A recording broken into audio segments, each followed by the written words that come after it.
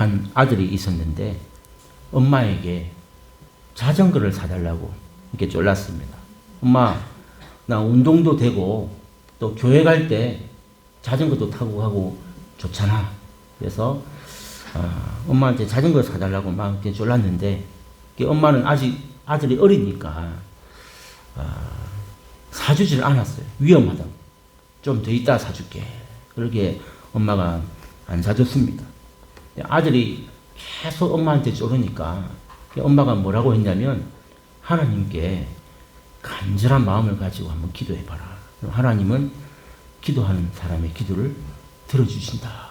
이렇게 이제 아들에게 엄마는 그냥 기도하라고 이렇게 던졌는데 다음날 아침에 이제 엄마가 나갔다가 시간 돼서 이제 들어오니까 아이가 이제 자기 그 방문을 열어놓고 큰 소리로 이렇게 엄마 들어오는 그 시간에 맞춰가지고 막 기도를 하고 있는 거예요. 하나님, 자전거 한 대만 사주십시오. 꼭 사주십시오. 예, 하나님. 막 이 아들이 하나님한테 자전거 사달라고 막 이렇게 기도를 하고 있습니다. 그래서 엄마가 그 광경을 보자마자 무슨 기도를 그렇게 요란스럽게 하냐고. 기도는 그렇게 하는 게 아니고 하나님은 다 알고 계시기 때문에 조용히 그냥 네 속으로 기도해라. 다 듣고 계신다. 그렇게 말했습니다. 여러분, 그런데 이 아들은 그 다음 날도 또 그 다음 날도 똑같았어요. 엄마가 부엌에서 설거지하고 있는데도 자기 방문 열어놓고 하나님, 자전거 한 대만 사주십시오. 꼭 사주셔야 됩니다. 교회도 타고 갈 겁니다. 운동도 할 겁니다. 하면서 막 소리를 지르는 거예요. 엄마가 조용히 하라고 이렇게 다 이러자 그때 아들이 이야기합니다. 조용히 해. 싫어요. 제가 조용히 기도하면 하나님은 들으실 줄 몰라도 엄마는 듣지 못하잖아요. 이렇게 아들이 얘기를 하더라는 겁니다. 여러분, 제가 그냥 웃자고 이렇게 한 말이기도 한데 이 기도를 어떻게 생각하십니까? 하나님께 한 기도일까요? 사람에게 한 기도일까요? 여러분, 이게 생각할 게 참 많습니다. 이 이야기 속에. 그죠? 이게 과연 하나님의 앞에 한 기도일까?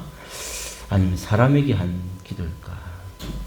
아니, 더 본질적으로 말하면 이게 기도가 맞기는 한가? 이런 생각까지도 하게 됩니다. 여러분은 이 기도가 뭐가 문제라고 생각하세요? 각자 지금 뭔가 마음속에 웃었잖아요. 그래, 뭔가 이상한 부분, 기도가 아닌 부분이 있을 수도 있다. 뭐가 문제일까? 이렇게 생각하는데, 제가 여러분 오늘 이 첫 시간을 이 이야기로 할애한 이유가 뭐냐면, 야고보 사도가 그동안 이 교회 안에서 1장부터 시작해가지고 지금 5장까지 교회 안에서 발생할 수 있는 성도들의 여러 가지 문제들을 다루었습니다. 제가 그랬잖아요. 목회 서신이 딴 게 아니라 이 야고보서가 목회 서신입니다. 이분이 진짜 목사다라는 것을 저는 느낄 수가 있었잖아요. 왜? 목회자의 마음을 너무 잘 알고, 두 번째는 이 교회 안에서 벌어지는 이 모든 일들의 실제적인 예화들입니다.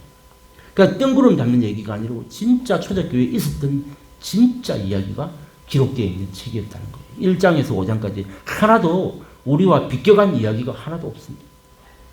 그래서 이 야고보가 그동안 여러 가지 문제들을 하나씩 이렇게 다 다루어서 여기까지 왔는데, 자, 오늘은 특별히 이 기도에 대한 부분을 다시 한번 강조하고 있다는 거예요. 아마 여기 성도님들 중에는 이거 뭐 지난주에 들었는데 또 하나 하시는 분도 계실 수가 있단 말이죠. 오늘 어떤 부분을 강조하냐면 방금 제목이 믿음의 기도와 의인의 간구는 하나님께서 반드시 들어주시고 역사하는 힘이 크다라는 이 사실을 믿고 기도하라라고 하는 오늘 이 이야기의 핵심 포인트가 이거란 말이에요. 믿고 기도하라. 아멘. 할렐루야. 여러분, 이거란 말이에요. 여러분, 이 말을 반대로 한번 얘기하면 무슨 말이 될까요? 자, 지난주에 제가 이렇게 설교했잖아요. 즐거울 때 찬송하라. 그 전주에 뭐예요? 고난 당할 때는 기도하라. 여러분, 기도도 기도고 찬송도 기도입니다. 그러니까 우리가 즐거울 때나 고난 당할 때나 아무튼 기도해라, 찬송하라 이렇게 했는데, 여러분 사실상 이 야고보 시대 이 당시에 실상이 어땠을까요? 이게 중요한 거죠. 고난 당할 때는 너희가 기도하고 즐거울 때는 하나님 앞에 찬양해라 이렇게 말을 했지만, 이 야고보의 입에서 그런 말이 나온 이유가 뭐냐면, 기도라고 하기는 하는데 믿고 기도하기보다는 지금 문제가 뭐냐면 거의 주술처럼 주문처럼 이렇게 기도하더라는 거예요. 이게 이 야고보서의 문제였다라는 것을 우리가 이해할 필요가 있습니다. 여러분, 그러니까 하나님 앞에 기도한다는 말은 간절함으로 전심을 다해서 이렇게 기도해야 되는 게 맞는데, 마치 제가 예를 들면 어떤 기도를 하냐면 사람 듣기 위한 기도가 되어버렸다 이런 뜻입니다. 여러분 이해가 되시는지 모르겠어요. 그러니까 진짜로 기도를 듣는 분이 누구예요? 하나님이잖아요. 그런데 실제로 이 자리에서 마치 듣는 것처럼 보이는 대상은 누구예요? 사람들이 듣고 있잖아요. 진짜 우리가 이 기도해가지고 듣는 분은 하나님이신데, 사실 이 자리에서 대부분이 다 사람들 우리가 듣고 있단 말이죠. 그래서 마치 연기하듯이, 사람 듣기에 좋은 기도로 연기하듯이 그렇게 기도가 되고 말았다라는 것. 이게 지금 이 야고보서의 문제점이었다. 그 성도들의 문제였다라는 것을 우리가 이해할 필요가 있습니다. 이게 2000년 전에 그 당시의 실상이었어요. 자, 그러면 여러분, 그럼 오늘날 이 시대는 어떨까? 오늘날은 어때요?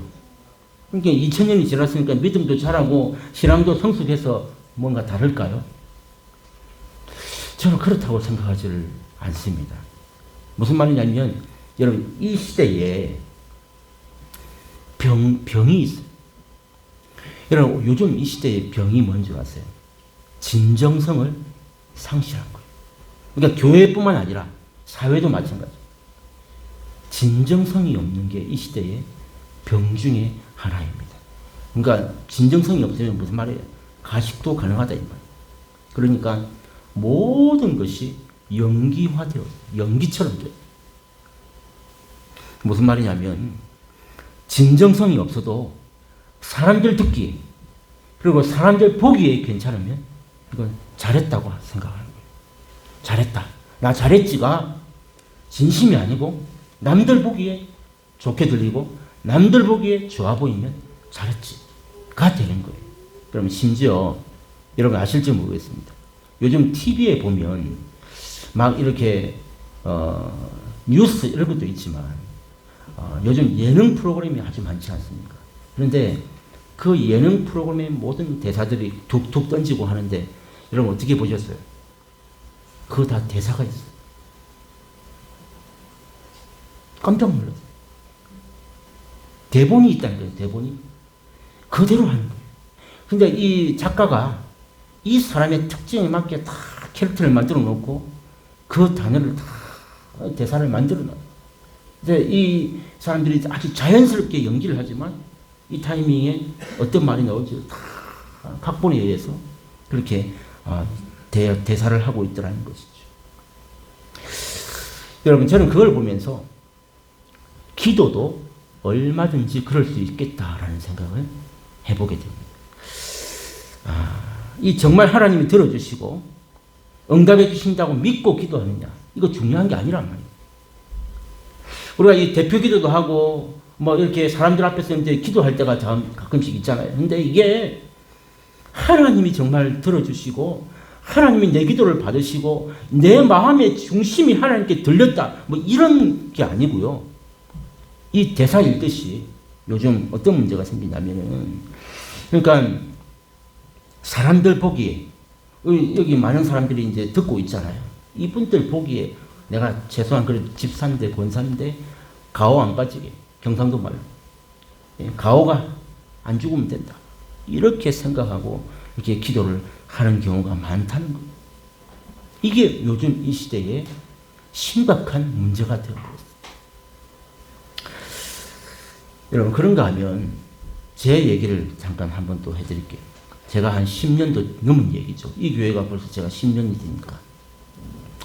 10년도 되기 전에 부산에서 제가 호산나교회에서 부목사 할 때 있었던 일입니다.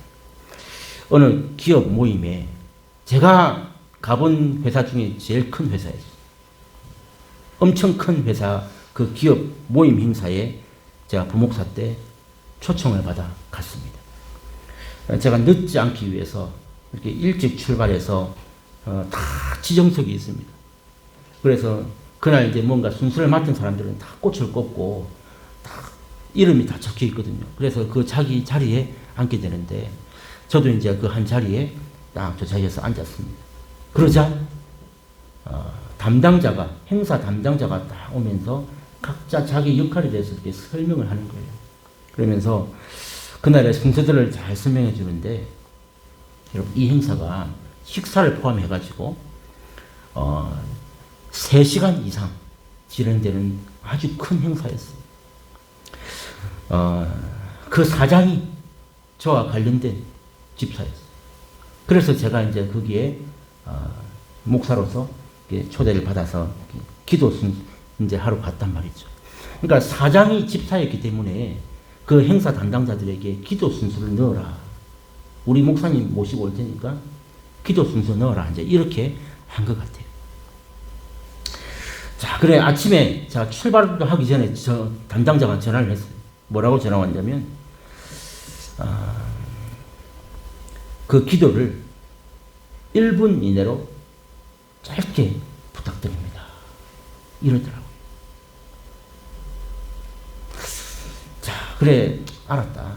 뭐 행사가 뭐 얼마나 뭐 크고 뭐 바쁘길래 1분 미만으로 하라고 하나 하고 알겠다 하고 출발했는데 그 자리에 앉자마자 또 담당자가 오더니 목사님이시죠. 오늘 행사 일정상 기도 순서가 1분입니다. 그래. 1분 이상 하시면 안 된다는 거예요. 그래. 저는 그 말을 들으면서 어떤 생각을 했냐면, 그러니까 3시간 이상 하는 식사 포함해서 3시간 이상 하는 그 행사 중에 1분 이상 기도하는 것이 사람들이 지루해하거나 별로 이렇게 안 좋아한다. 이렇게 생각하고 저한테 1분 이상 하지 마십시오. 이렇게 말하는 것 같았어요. 행사 담당자가. 제가 무슨 말인지 이해가 되십니까? 저는 그렇게 느낌을 받았어요. 그러니까 그 믿는 그 사장의 행사에 기도는 어떤 역할이 있는지 단지 구색을 맞추기 위한 그런 형식으로 보였습니다. 저는 제가 1분 미만 기도하면서도 참 마음이 아팠어요. 근데 그 자리에 제가 나올 수가 없잖아요. 그래 밥만 먹고 어떻게 나와요? 끝날 때까지 앉아 있었는데 여러분 깜짝 놀란 게 뭔지 아세요? 그 자리에 가수를 초대했더라고요. 진짜 사람들이 많이 왔었어요. 그러니까 연예인들 돈 주고 이제 부르잖아요. 가수를 초대해가지고 몇십 분 공연을 하는데 그 몇백만 원의 초청비를 주면서 가수 공연하는 것은 효과가 있고 기도는 사람들이 별로 안 좋아하기도 하고 별로 효과가 없다. 이렇게 생각하는 건 아닌가 라는 생각을 제가 이 말씀을 준비하면서 오늘 이 말씀과 어떤 이야기를 하면 잘 이해를 하고 알아들을까 제가 고민하면서 제가 기업이나 누군지를 밝히면 너무 잘 아는 기업이라서 제가 말을 하지 않겠습니다. 자, 여러분은 이 기도에 대해서 어떻게 생각하십니까? 바로 이거예요. 오늘 14, 15, 16 오늘 이 말이 야고보가 결론이란 말이에요. 그가 이 야고보서를 마무리하면서 우리에게 묻는 질문, 여러분은 너희들은 과연 이 기도를 과연 어떻게 생각하고 하느냐 이걸 질문하고 있습니다. 기도가 정말 효과가 없고 기도해봤자 별로 효용성도 없는 것인가? 지금 이걸 묻고 있어요. 여러분 아무도 이 자리에 그렇게 생각하실 분은 안 계실 것이라고 저는 믿습니다. 기도라는 것은 단순한 어떤 주술 행위나 또는 우리 심리적인 만족이나 심리적인 위안을 얻기 위해 하는 기도가 목적이 아닙니다. 여러분, 기도는 실제적인 힘이 있습니다. 여러분, 기도는요, 하나님의 능력이 나타나는 도구입니다. 불가능을 가능케 하고 우리의 눈물을 기도할 때 그 눈물이 말라 하나님께서 눈물을 닦아줍니다. 놀라운 역사를 체험하는 도구가 하나님이 주신 선물이 바로 이 기도라는 것을 우리가 믿어야 하는 것이죠. 그래서 오늘 본문이 뭐라고 말합니까? 믿음의 기도는 병든 자를 구원하고 의인의 간구는 역사함이 힘이 크다. 이 사실을 우리의 믿음과 우리의 신앙으로 고백할 수 있는 저와 여러분 되기를 주의 이름으로 축복합니다. 이걸 믿음의 기도는 병든 자도 구원, 역사하는 힘이 크다. 우리 이거 믿고 기도하는 거 아닙니까? 자, 그래서 오늘 이 본문에서 야고보서가 주는 메시지가 뭐냐면, 여러분, 언제 기도해야 하는가? 자, 우리 이 믿음의 간구, 의인의 역사, 의인의 기도 반드시 역사한다 했는데, 그러면서 이제 야고보가 오늘 덧붙이는 이 야고보서의 결론입니다. 오늘 뭐라고 얘기하느냐, 언제 기도해야 되는지를 우리에게 마지막으로 오늘 가르쳐 주고 있어요. 여러분, 언제 기도해야 됩니까? 첫 번째는요, 병들었을 때. 14절에. 자, 제가 다시 본문 1절을 하겠습니다. 아까 우리 다 읽었잖아요. 자기의 성경적 표면서 한번 참고해 보시면 되는데, 자, 언제 기도해야 되느냐? 병들었을 때 기도하라 라고 말씀합니다. 이 14절의 이 병은 육체적인 질병을 말합니다. 여기서 병들었다는 것이 무슨 말이냐면, 어떤 우리가 뭐 감기 걸렸다 이런 정도의 병이 아닙니다. 이 병이라는 것은 힘이 없고 지칠 대로 지쳐서 너무나도 피곤하고 아무 일도 할 수 없어 그냥 누워 있어야만 하는 상태, 진짜 병든 상태를 이야기합니다. 쉽게 말하면 어떤 소화불량, 뭐 체했다 이런 것이 아니라 심각한 질병에 걸린 상태의 그 병을 이야기합니다. 여러분, 이 병들었을 때라는 이 병이 어떤 때 쓰인 단어냐? 나사로가 병들었을 때 이 단어가 쓰여요. 병. 나사로가 병들었을 때 죽을 병. 그런가 하면 38년 된 그 베데스다 연못가에 그 병자 기억하십니까? 그 병자의 병이라고 할 때 이 단어가 쓰일 만큼 막중하고 심각한 질병이 들었을 때에 기도해야 된다라는, 우리가 병들었을 때에 언제 기도한다고요? 이런 심각한 병에 걸렸을 때에 우리는 반드시 기도해야 한다라는 것을 야고보는 우리 믿는 성도들에게 다시 한번 가르쳐 주고 있습니다. 자, 두 번째로, 그럼 또 언제 기도해야 되느냐? 죄를 지었을 때도 기도해야 된다고 15절에 말씀해요. 병들었을 때 당연히 기도하죠. 두 번째는 우리가 죄를 지었을 때 이때도 기도해야 한다라고 말씀합니다. 이 15절의 이 병은 죄로 말미암아 이 병이 든 상태, 즉 영적인 질병을 의미합니다. 그래서 죄를 지었다와 연결되는 병, 영적인 질병이다라는 것을 여러분 이해할 필요가 있습니다. 그래서 이 죄가 우리 몸속에 들어왔을 때 어떤 영적 질병이 되는지 아세요? 내 안에 죄가 들었을 때 왜 기도해야 되느냐? 여러분, 영적으로 우리가 병들고 영적 질병이 우리에게 침투했을 때 딱 나타나는 현상이 뭐냐면은 영적으로 우리에게 무감각해집니다. 그렇게 하나님 앞에 열정적이고 그렇게 하나님 기뻐하시는 일들을 많이 하고 수고하던 자가 이 영적 질병에 딱 걸리면 영적 그 감각이 무감각해진다는 거예요. 이게 시초입니다. 그런가 하면 더 심각해지면 어떤 데까지 가냐면 천국에 대한 소망과 기대가 사라져요. 이게 영적 질병이에요. 천국에 대해서 별로 말도 안 하고 천국에 대한 소망도 없고 별로 기대도 없어요. 그런가 하면 이제 점점 더해지면 교회도 나가기 싫어져요. 영적 질병의 상태, 교회도 안 가고 싶어요. 그리고 신앙생활 자체가 이게 뭐 내가 뭐 몇십 년을 믿었든지 이게 중요한 게 아니고 자꾸 고리타분해져요. 맨날 똑같은 거 같고 맨날 고리타분하고 지루하고 이렇게 여겨진단 말이에요. 그래서 모든 것이 이 영적 상태가 회의가 되는 이 상태를 영적 질병이라 그렇게 이야기합니다. 여러분, 몸이 아프면요, 딱 나타나는 현상이 뭡니까? 뭘 음식을 먹기 싫어요. 진짜 아픈 거예요. 아마 다 경험해 보셨죠? 아프면 안 먹고, 먹기 싫어. 진짜 아픈 거예요. 영적 질병도 마찬가지입니다. 여러분, 이게 우리가 영적으로 병들면요, 어떤 현상이 나타나냐면, 우선은 말씀을 듣기 싫어요. 말씀을 듣는 게 먹는 거잖아요. 그러니까 우리가 육체적으로도 병이 들면, 아프면 뭘 안 먹듯이, 영적으로 병이 들어도 딱 말씀을 안 듣고 싶어요. 이렇게 현상이 똑같습니다. 그리고 말씀을 듣기도 싫고 보기도 싫어. 성경책 펴놓고 개인적으로 읽는 사람들도 이제 말씀과 거리가 멀어지는 거예요. 뭐 기도는 더 말할 것도 없어요. 기도는 더 안 되고.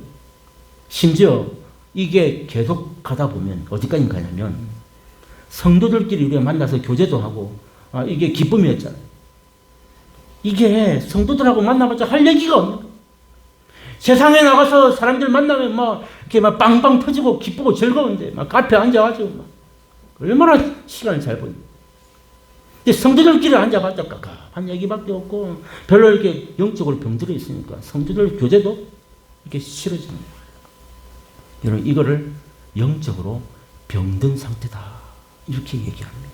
그래서 오늘 야고보는 얘기해요. 우리가 죄를 지었어요. 여러분, 죄가 우리 마음속에 들어올 때 영적으로 병드는 거예요.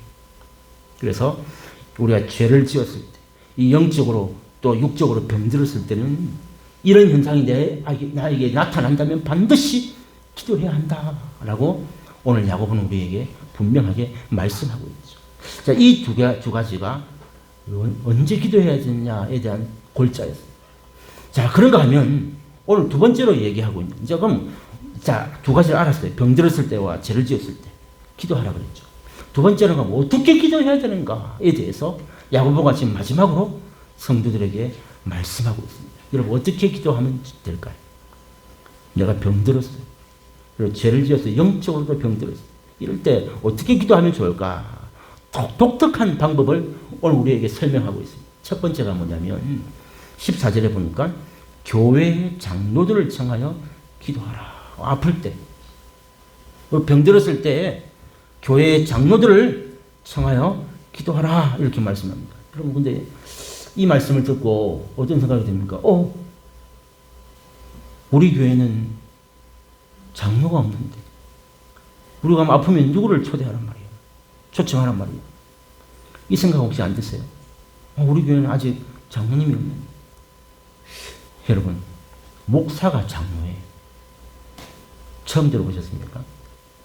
대한예수교 장로회 하니까 우리 투표에서 성도들 중에 뽑은 장로만 장로인 줄 아는데 원래 목사를 장로라고. 목사 장로. 자, 그리고 우리 성도들 중에 우리 교회도 이제 얼마 안 가면 장로님이 이제 세워질 겁니다. 그런데 이 성도들 중에 투표해서 장로님을 세우잖아요. 그분도 장로예요. 근데 이 두 장로가 조금 달라요. 그러니까 목사로 세움받은 장로와 이 성도의 대표로 세움받은 장로 역할이 뭐냐? 참고로 말씀드리면 여러분, 양산 호산나 교회, 이 교회의 대표는 목사입니다. 목사. 근데 여러분 성도들이 있죠. 이 성도들의 대표는 누구일까요? 장로예요. 권사도 아니고 안수 집사도 아니고 서리 집사도 아닙니다. 그래서 교회의 대표가 목사고 이 성도들의 대표가 장로예요. 그래서 목사와 장로가 모여서 뭘 합니까? 당회를 하는 거예요. 그러니까 장로들이 그럼 누구들의 의견을 가지고 오는 거예요? 성도들을 대표해서. 우리 성도들의 의견이 이렇습니다 하고 장로님들이 늘 살피면서 그렇게 의견을 모아서 하고, 이 교회의 대표로서 이 목사, 이 두 목사와 장로가 당회를 해서 교회가 결정한 대로 성도들이 따라가는 거예요. 왜 목사하고 장로들 저끼리만 회의해가지고 교회가 따라가야 되는 게 아니라 이 자체가, 장로님 자체가 성도들의 무리들을 대표해서 세워졌기 때문에 대표성이. 그래서 이 목사에게는 행정권과 치리권, 그리고 강도권이 있어요. 교회를 잘 행정을 해야 될 뿐만 아니라 또 성도들을 관리하는 치리권, 그리고 설교할 수 있는 것을 강도권이라고. 그래서 강도사라는 얘기 한번 들어보신 분도 계실 텐데, 강도권을 주었기 때문에 강도사라고 그래요. 강도권. 그럼 교회 대표는 목사이지만 이 성도들의 대표가 장로라 했지 않습니까? 그럼 장로에게는 무슨 권한이 있느냐? 성도들을 잘 돌아보고 할 수 있는 치리권이 있다는 거예요. 이게 치리권이라고 하는 거예요. 자, 그러니까 어쨌든 목사든 장로든 다 장로입니다. 다른 말로 하면 이 교회의 대표성을 띠고 있는 리더들, 지도자들이다라는 말이에요. 오늘 장로들을 청하여 기도하라 했잖아요. 장로들을 청하라 이 말은 우리가 병들었을 때 교회의 대표 지도자들을 모셔서 그렇게 기도하라. 여기에는 중요한 의미가 있는데 무슨 말이냐면은 이 지도자를 우리가 병들었을 때 굳이 이 지도자를 청해야 하는 이유가 뭘까? 여러분, 질병이라는 것이 우리 개인적인 문제이기도 하잖아요. 그죠? 내가 아파서 질병이 걸렸어요. 내가 아파서 지금 입원했어요. 내가 아파서 지금 누워있어요. 근데 이게 내 문제이기도 하지만 우리 성도는 그렇지 않습니다. 나 혼자만의 문제가 아니라 누군가가 한 사람이 아프면 우리 공동체 전체의 문제이기도 하다는 거예요. 이게 교회. 나 혼자 그냥 목사님 몰라도 되겠지가 아니에요. 내가 아파서 이렇게 청하라고.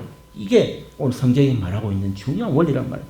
나 개인적인 문제도 되지만 우리 공동체 전체의 문제이기도 하기 때문입니다. 그래서 병들었을 때 목사님이나 장로님을 청하여 기도하라. 이걸 뭐라고 말합니까? 신방이라고 그러죠. 요즘 코로나 때문에 제가 병원도 못 가보고 잘 안 다녔지만 어디 아프시다 하면 항상 방문해서 기도해드리고 이걸 신방이라고. 이게 그냥 하는 게 아니라 이렇게 성경에 명시가 돼요. 이때에 마귀가 떠나가고 질병이 떠나가고 다시 그분이 새로 힘을 얻고 위로를 받고 이런 일들이 신방을 통해서 일어나는 것이라는 거죠. 여러분, 히스기야 왕 아시잖아요. 히스기야 왕이 당대 최고의 권력을 가진 힘 있는 왕이었지만 그가 갑자기 병에 걸렸어요. 히스기야 왕이. 근데 히스기야 왕이 병에 걸렸을 때 그 병에 걸린 사실을 누구에게 알렸습니까? 누구에게 알렸어요? 이사야 선지자예요. 자기 아프다고 이사야 선지자 불러오래요. 이사야 선지자. 그래서 이사야가 그 히스기야 왕을 위해서 기도할 때에 그가 고침받았을 뿐만 아니라 그 생명이 연장이 되는 놀라운 역사를 우리가 경험한 것을 보고 있지 않습니까? 성경에서. 그래서 이 성경에서는 항상 아플 때 지도자, 목사님, 장로님 이런 자들을 모셔서 기도하라. 이렇게 말씀하고 있다는 거예요. 자, 두 번째는 우리가 아플 때 어떻게 기도해야 할까? 목사님을, 장로님을 모셔서 기도하기도 하지만 이 두 번째는 기름을 발라라. 이렇게 되어 있죠. 이걸 해석하면 약을 사용하라. 이런 말입니다. 자, 그런데 여러분, 이제 우리 교회는 별로 그런 말하는 분 안 계실 것 같은데 옛날 성도일수록 이런 생각을 많이 했습니다. 무슨 말이냐면 이 질병에 대한 잘못된 관점을 가진 분이 많이 있었어요. 한국에. 어떤 말이냐면 그러니까 이 질병은 죄로 말미암아 왔다. 이렇게 생각하는 사람들이 혹 있었습니다. 또 어떤 관점이 있었냐면 이 모든 질병은 하나님이 다 고쳐주신다. 그래서 인간적인 그 의사나 약 먹는 것 자체가 우리가 죄를 범하는 것이다. 이렇게 생각했던 분도 간혹 있었습니다. 여러분 주변에 혹시 그런 거 경험해 보신 적 없으세요? 절대 약을 먹고 병원 안 가고 무슨 병에 걸려도 하나님 다 고쳐주신다고. 이런 사람이 찾아가는 곳이 어딜까요? 병원도 못 가죠. 약도 못 먹죠. 그러니까 이런 사람들이 가는 곳이 어딜까요? 신유의 은사 받았다고 하는 그런 데만 막 쫓아다니는 기도원 가고 어느 원장한테 가고 막 이런 사람이 있다는 거예요. 여러분, 오늘 야고보가 우리에게 분명하게 말합니다. 이 약이라는 것은 우리가 아플 때 사용하는 것은 전혀 죄가 아니에요. 이 하나님께서 우리에게 주신 선한 도구다라는 거. 약을 먹는 데 있어서 이게 끓이김이 있거나 이거 혹시 내가 하나님 앞에 부끄러운 거 아닌가? 절대 그런 거 아니에요. 하나님께서 우리에게 주신 선한 도구다라는 것을 이해하실 필요가 있습니다. 예를 들면 이런 거예요. 아까 제가 히스기야 왕 말씀드렸잖아요. 이 믿음 좋았던 히스기야 왕이 병들었을 때 아까 이사야 선지자를 초청해서 기도받기도 하지만 또 다른 일화가 있습니다. 여러분 열왕기하 20장 7절 앞에 한번 보세요. 열왕기하 20장 7절에 한번 같이 읽어볼까요? 시작. 이사야가 이르되 무화과 반죽을 가져오라 하며 무리가 가져다가 그 상처에 놓으니 나으니라. 이해가 되십니까? 히스기야 왕이 이사야 선지자를 불렀는데 어떻게 고쳤어요? 무화과 반죽을 가져. 그래 그 상처에다가 히스기야의 상처에다가 발랐는데 나으니라. 이 구약 시대에도 이랬다는 거예요. 이게 무슨 말입니까? 그러니까 이 14절에 다시 본문에 돌아와서 14절에 보면 기름을 바르라 이렇게 말했는데 이 기름을 많이 이렇게 오해한단 말이에요. 이 기름이라는 단어 자체가 설명이 없으면 사실 이해하기 힘든 부분인데 사실은 의학용 약을 함께 사용해라. 아까 제가 답을 다 이미 말씀드렸잖아요. 기름이 약이다라고 했는데 무슨 말이냐면 여러분 그 당시에는 약이 요즘처럼 이렇게 많지 않았어요. 여러분 약이 또 우리 한국처럼 많은 나라가 세상에 없습니다. 저 크고 강대국인 미국에 가도요. 약 하나 구하려면 얼마나 이게 비싼지 몰라요. 근데 한국은 막 약값도 싸고 병원비도 싸고 얼마나 좋은 나라인지 진짜 이거 외국 나가보면 알아요. 근데 여러분 지금 이제 한국처럼 이게 발전해서 약이 많지만 어려운 나라일수록 옛날 시대일수록 약이 귀했습니다. 얼마나 약을 구하기 어려운지 몰라요. 그래서 아프면요 기름을 발랐어요. 이게 옛날 그 시대의 방식입니다. 아마 여러분 어르신들도 아마 아플 때 기름 바르는 분도 아마 계실 거예요. 이게 무슨 말인지 아마 이해되실 거예요. 그래서 이게 약 발라라 이 말입니다. 저는 예전에 제 어릴 때인데 저희 부모님이 이제 목회하실 때 그 동남아에 여행을 가셨어요. 저 태국에 가신 적이 있는데 거기 다녀오셔가지고 호랑이 기름이라는 걸 사오셨어요. 호랑이 기름 다 아시죠? 제가 그 당시에 얼마나 우리나라에 유행을 했습니까? 저도 진짜 그 직접 사온 걸 발라봤는데 여러분 호랑이 기름 어디다 발랐어요? 발이 아프면 발에 바르고 뭐 등이 아프면 등에 바르고 막 우리 옛날에 안티프라민이라고 있었잖아요. 이제 호랑이 기름이 더 효과가 좋은 거예요. 그래 막 아픈데 온데 다 바르고 아픈 게 아니라 간지러워도 바르고 막 호랑이 기름은 온몸 전체에 다 발라만 그 냄새가 싫어가지고 제가 그랬던 적이 있어요. 여러분 신기하게도요. 기름을 발랐더니 멍들었는데도 자고 일어나면 나아버리고 발목이 삐끗했는데도 호랑이 기름 바르면 나아버리고 이거 저만 경험한 거 아니죠? 진짜로 귀신처럼 낫다니까. 이런 거예요. 바로 약도 사용해라.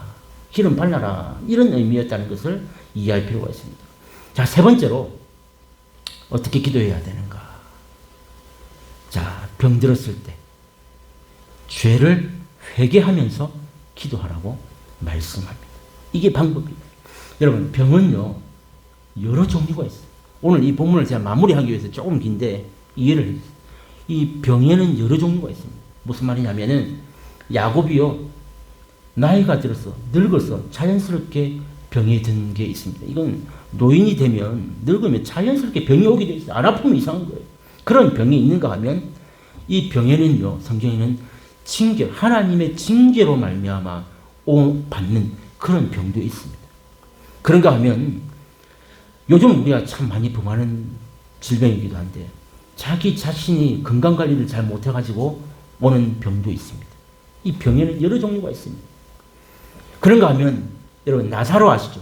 나사로처럼 죄도 없지만 하나님의 영광 위하여 그가 질병에 걸리는 이런 병도 있다는 거예요. 그런가 하면 여러분 엘리사의 종 게하시를 아시죠? 게하시. 그 엘리사의 종 게하시가 건강했습니다. 그런데 나만 그 장군의 일로 은 2달란트와 그 옷 2벌 옷을 사기를 쳤습니다. 숨겨놨습니다. 그 죄 때문에 이 게하시가 문둥병에 걸렸다는 것. 아마 여러분 성경을 통해서 아마 다 알고 계실 거예요. 이렇게 죄 때문에, 그러니까 뭐 자연스럽게 무슨 일 때문에 오는 것도 있지만 그 거짓말하고 숭배 두고 죄 때문에 이렇게 병이 오는 경우도 있더라라는 거예요. 중요한 것은 이 죄 때문에 우리에게 병이 왔다면 그 죄는 반드시 회개해야 해요. 그 죄를 회개하지 않고서는 그 질병이 고침을 받지 못한다라는 것을 오늘 야고보 사도가 우리에게 분명하게 말씀하고 있다는 거예요. 죄 때문에 병이 왔다고 우리가 생각되면 그 죄를 반드시 회개해야만 질병이 고침받는다. 네 번째는 우리가 어떻게 기도해야 되느냐. 믿고 기도해야 돼요. 오늘 이제 더 결론에 가까이 옵니다. 우리가 기도하는데 어떻게 하라고? 믿고 기도하라라고 말씀합니다. 여러분, 기도하면서 병이 진짜 나을까? 내가 지금 내 몸에 고질병이 30년이나 넘었는데 이게 뭐 기도한다고 나을 수 있을까? 여러분, 이렇게 생각하면 고침받을 수 있을까요? 아니, 여러분 병원 의사한테 아파가지고 갔는데 이게 돌팔인지 진짜인지 맞나? 의사한테 여러분 한번 그래 한번 물어보세요. 의사가 자존심이 있지 돌팔인지 진짜인지 한번 증명해봐라. 이런 환자한테 좋은 약 주겠어요? 치아프라 이럴 겁니다. 마찬가지예요. 우리가 하나님 앞에 기도하면서 내가 내 몸에 고질병이 30년이나 지났는데 이거 뭐 기도한다고 될까 말까?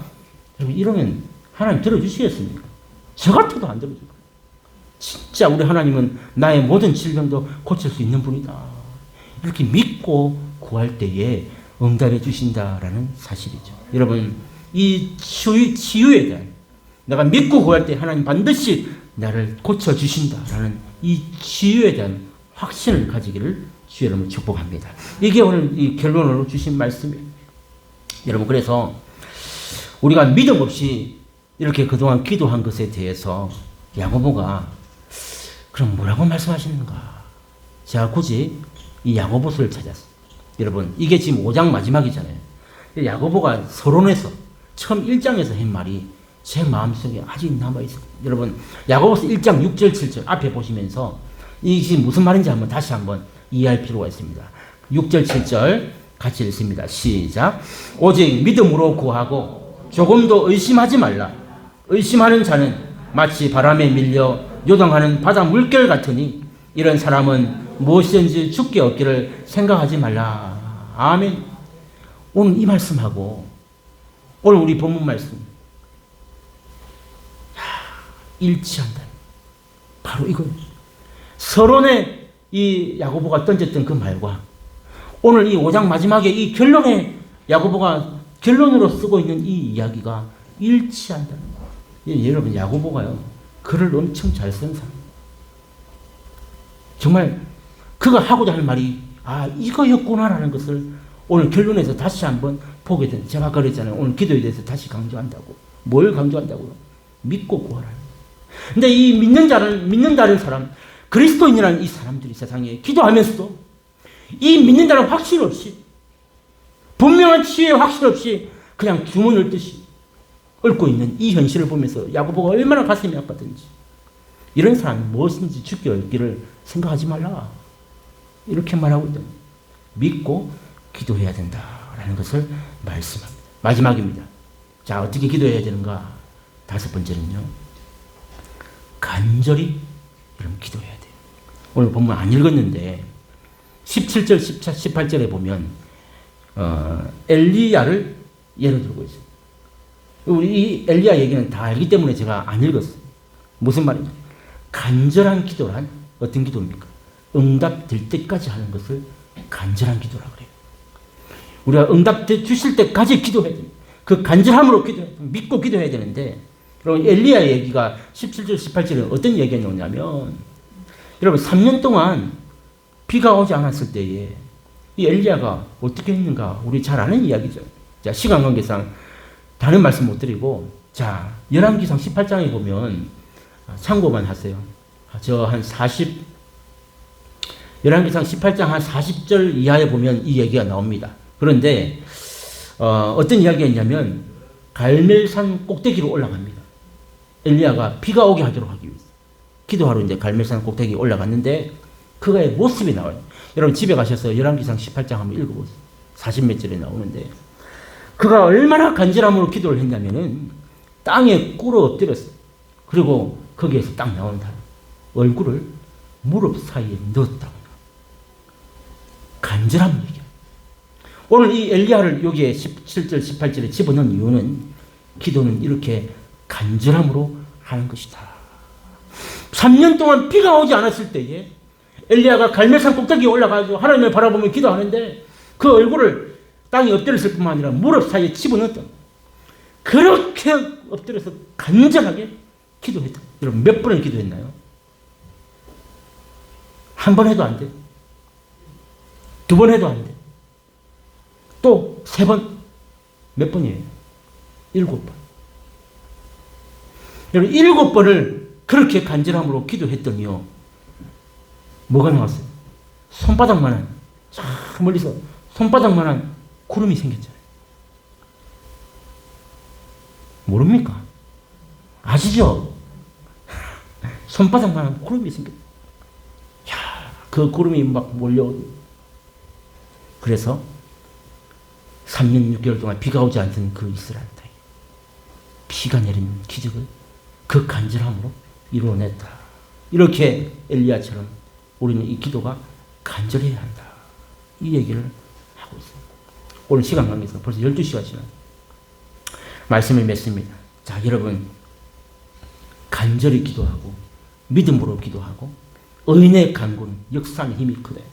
어떤 결과를 주셨어요? 이렇게 기도하니까 15절에 병든 자가 구원을 받았죠. 그리고 주께서 저를 일으켜 주시고 그리고 죄도 사해 주시는 이런 결과를 주십니다. 16절에 수많은 역사의 힘이 크다. 수많은 역사가 일어납니다. 19절에 보면 엘리야를 통해서 주신 교훈이 뭐예요? 메마른 땅에 이 단비가 내리고 그 땅이 열매를 맺는 이런 기적을 경험하게 된다라는 사실. 그러니까 우리가 믿음으로 구하고 의인의 역사로 이렇게 간절함으로 하나님 앞에 구할 때에 한마디로 어떤 역사예요? 모든 문제가 풀리고 구원의 역사가 일어나고 기적의 역사가 일어난다라는 사실입니다. 믿습니까? 이게 의인의 기도, 믿음의 기도다라는 것을 기억하시고 이 사실을 우리가 오늘 믿어야 돼요. 초대교회 그 야고보 시대에 그 성도들은 이 믿음이 부족했어요. 그래서 처음에 아까 6절 7절에 이런 사람은 구하여도 얻지 못한다 그랬잖아요. 의심하면서 구하요. 오늘 우리의 모습은 어떻습니까? 정말 이제 기도할 때에 하나님께서 반드시 응답해 주신다. 이 믿음 가지고 우리가 기도할 때에 여러분의 삶의 현장에서 꼭 또 필요한 그 부분에서 하나님께서 응답해 주시는 축복과 여러 간정들이 넘쳐나는 우리 성도님들의 삶이 다 되시기를 주님의 이름으로 축복합니다. 오늘 주신 말씀 생각하면서